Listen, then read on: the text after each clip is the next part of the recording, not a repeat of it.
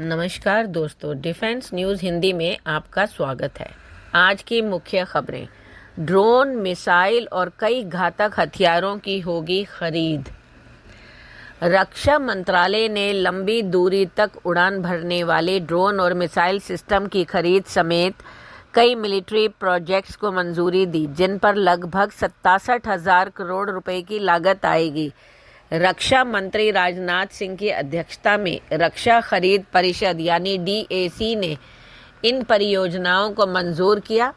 मंत्रालय ने कहा कि भारतीय नौसेना के लिए compact autonomous surface craft, BrahMos fire control system, launcher की खरीद और Barak 1 point defence missile system को अपग्रेड करने की मंजूरी दी गई है।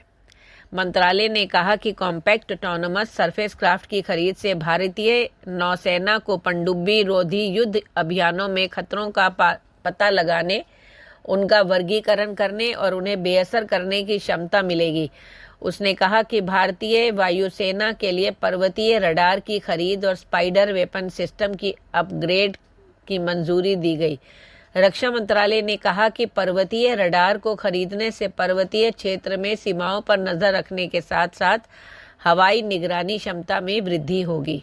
अगला, सरकार ने हथियार खरीदने के लिए 67,000 करोड़ की दी मंजूरी। रक्षा मंत्री राजनाथ सिंह की अध्यक्षता में रक्षा अधिग्रहण परिषद ने भारत की सैन्य क्षमताओं को बढ़ाने के उद्देश्य से विभिन्न प्रस्तावों को मंजूरी दी, जिनमें लगभग 67,000 करोड़ की लागत से लंबी अवधि तक चलने वाली drone, mountain radar, missile system की खरीद शामिल है। एनालिस्ट का मानना है कि HAL, BEL, BDL, solar industries, data patterns India, Midhani जैसी रक्षा कंपनियों को इन कॉन्ट्रैक्ट से फायदा हो सकता है। भारतीय सेना के लिए BMP के लिए थर्मल इमेजर आधारित ड्राइवर नाइट सीट की खरीद हेतु आवश्यकता की स्वीकृति प्रदान की गई। रक्षा मंत्रालय ने एक विज्ञप्ति में कहा कि इसमें BMP की रात्रिकालीन ड्राइविंग क्षमता बढ़ेगी और मैकेनाइज्ड इन्फेंट्री को बेहतर गतिशीलता और परिचालन लाभ मिलेगा। अगला, मॉस्को में पुतिन से मिले NSA अजीत डोभाल।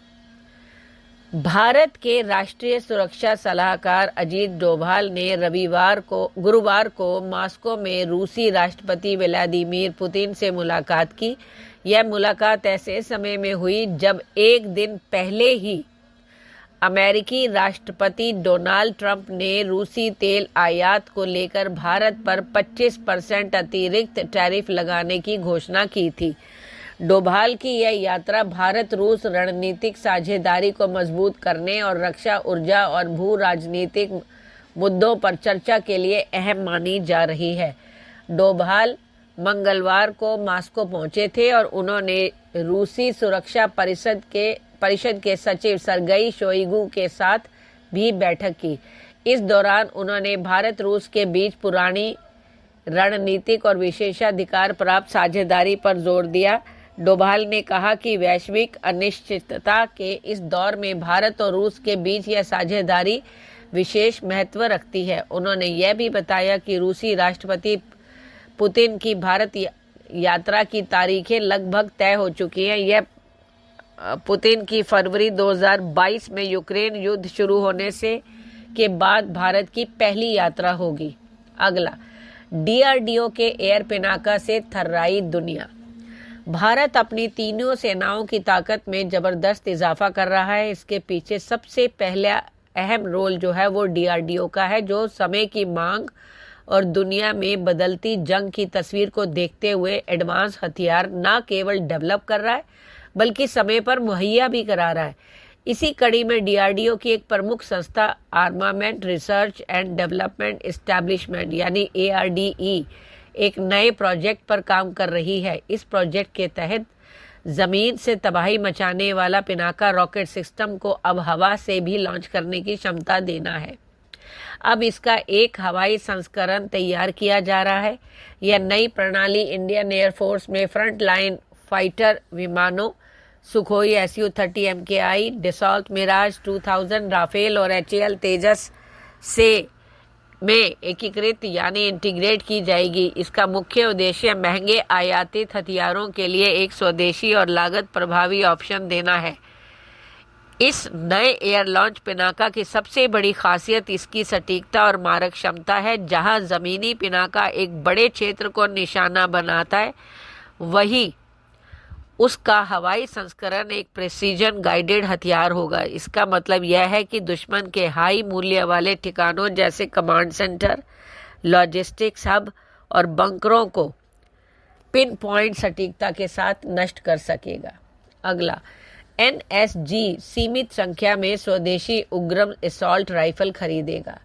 राष्ट्रीय सुरक्षा गार्ड सीमित मात्रा में 7.62 बाई 51 mm नाटो कैलिबर वाली स्वदेशी उग्रम असॉल्ट राइफलें खरीदने के लिए तैयार है।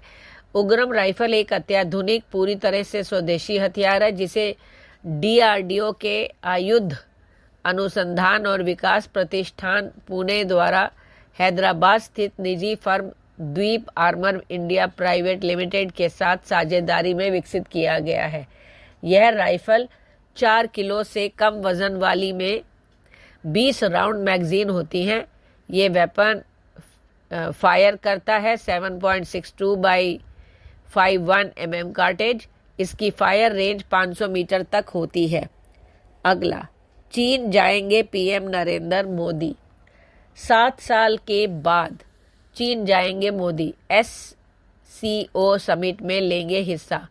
प्रधानमंत्री नरेंद्र मोदी अगस्त के अंत में चीन के तियानजिन में होने वाले शंघाई सहयोग संगठन यानी SCO समिट में हिस्सा लेने जा रहे हैं।